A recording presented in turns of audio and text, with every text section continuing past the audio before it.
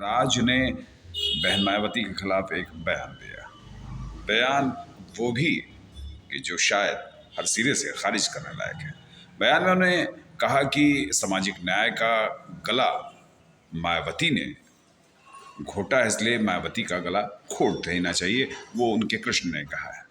हालांकि ये विवादास्पद बयान उस वक्त आया कि जब वो उत्तर प्रदेश में एक प्रेस कॉन्फ्रेंस में थे और उन्होंने कहा कि जब पत्रकारों ने सवाल किया तो उन्होंने सीधे साफ तौर पर कहा कि कृष्ण से जब अर्जुन ने पूछा कि हम सगे संबंधियों को कैसे मारेंगे, तो उन्होंने कहा कि न्याय के लिए सगे संबंधियों को मार देना चाहिए। और शायद मेरे नज़र में कि मुझे कृष्ण का ये उपदेश लगा और मैंने कि जिसने सामाजिक न्याय का गला घोटा, जो समाज का दुश्मन है उसको गला घोट देना चाहिए, इसने मायावती का गला घोट देना चाहिए।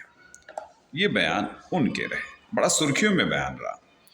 लेकिन इस बयान से बसपा की सियासत में तेजी आई है और आकाश आनंद जो कि उनके उत्तराधिकारी हैं, उन्होंने पूरी तरह से ऐलान कर दिया है कि उत्तर प्रदेश सरकार अगर 24 घंटे में गिरफ्तार नहीं करती तो कुछ और हो सकता है। यानी 24 घंटे के अंदर का अल्टीमेटम उत्तर प्रदेश सरकार को आकाश आनंद ने दे दिया है।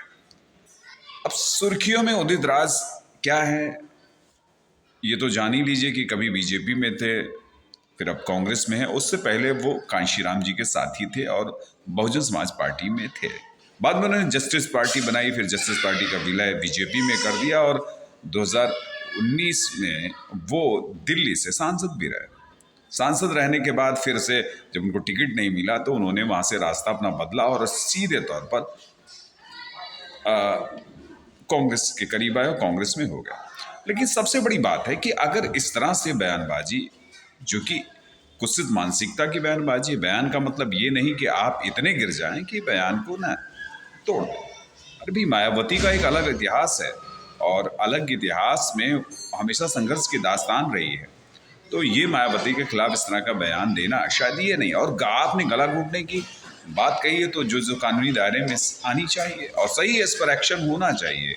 इस तरह से बयान से जो नेता बार बार मंचों से कुछ भी बोल देते हैं, उस बयान पर अंकुश लग जाएगा।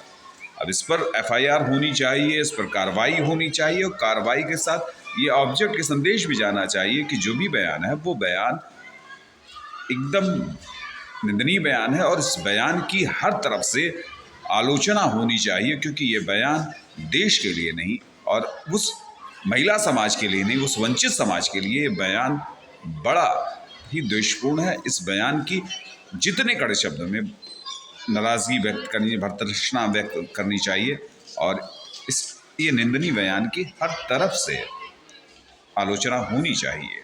हालांकि आकाश आनंद जी के कदम आगे बढ़ रहा है। आकाश आनंद ने सीधे तौर पर इस चीज़ को इस बयान को बड़ी उसमें लिया है और उन्होंने सख्त तेवर अपना लिए हैं।